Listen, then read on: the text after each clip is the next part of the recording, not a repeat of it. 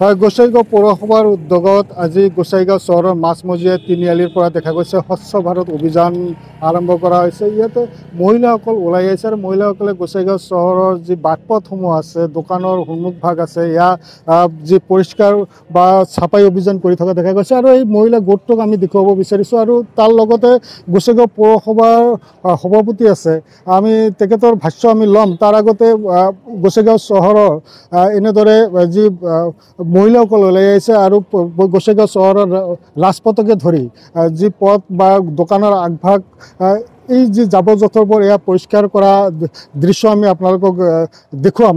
তাৰ আগতে আমি ভাষ্য ল'ব বিচাৰিছোঁ চেয়াৰমেনে, কি ক'ব? আজি আমাৰ এই 26 জানুৱাৰী উপলক্ষে সপ্তাহজুৰি স্বচ্ছতা অভিযান এটা আৰম্ভ কৰা হৈছে। একচুৱেলি এইটো 19 তাৰিখৰ পৰা আৰম্ভ হৈছে, সপ্তাহজুৰি হ'ব, 25 তাৰিখত শেষ হ'ব। চ' সেই উপলক্ষে আমাৰ গোসাইগাঁও মিউনিচিপেল বৰ্ড আমি 25 তাৰিখলৈকে আমাৰ এৰিয়া ভাগ কৰি লৈছোঁ, য'ত মানে পাব্লিক প্লেচেছবিলাক চাফ চিকুণ কৰা হ'ব। সেইটো উপলক্ষে আমাৰ গোসাইগাঁও মিউনিচিপালিটি বৰ্ডৰ অধীনত যিমান আমাৰ ছেল্ফ হেল্প গ্ৰুপ আছে আৰু চিভিল ছ'চাইটিছ, আমি সকলোৱে মিলি আজি তিনিআলি বজাৰত আমি এই যে স্বচ্ছতা অভিযান মানে কৰিছোঁ। অহাকালি আমি মেইন বজাৰত কৰিম, তাৰপিছত আমাৰ বহুত জেগাত আৰু টাৰ্গেট লোৱা আছে। এইটো যেনেকৈ আমাৰ চিভিল হস্পিটেলত কৰিম, আমি পাব্লিক হেল্থ চেণ্টাৰত কৰিম, তথাপিও আমি মেইনলি আমাৰ DK ৰোডত যিমান পাব্লিক বজাৰ আছে সেইবিলাকত আমি গোটেই চাফ অভিযান কৰাই আমি 26 তাৰিখ উপলক্ষে আমি 25 তাৰিখত এই প্ৰগ্ৰামটো শেষ কৰিম।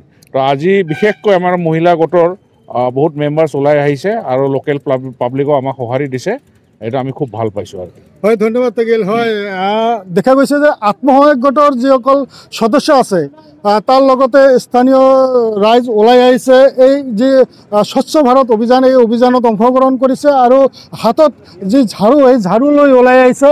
আমি সেই দৃশ্য আমি আপোনালোকক দেখুৱাইছোঁ। ইয়াতে হাতত ঝাৰু লৈ ইয়াতে ওলাই আহিছে আৰু চহৰৰ মাছমজিয়াত যি ৰাজপথ আছে বা দোকানৰ আগভাগ আছে, ইয়াৰ যি জাবৰ জোঁথৰবোৰ আছে এয়া পৰিষ্কাৰ কৰা দেখা গৈছে আৰু চহৰখন একেবাৰে নিকুণ পৰিষ্কাৰ কৰিব বিচৰা হৈছে। আমি কথা পাতিব বিচাৰিম আত্মসহায়ক গোটৰ সদস্য আছে, কি ক'ব বাইদেউ? আপোনালোকে এই ৰাতিপুৱাৰ ভাগত ওলাই আহিছে গোসাইগাঁও চহৰখন চাফ চিকুণ কৰিবলৈ।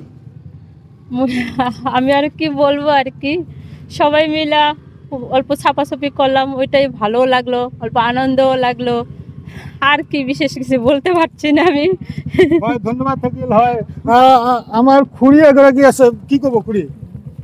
ৰাতিপুৱা সকালে বেলা এই ঝাৰু লৈ আমি এই দোকান হেৰিগিলাক বা ঝাৰু দিব আহিছোঁ ইয়াতে।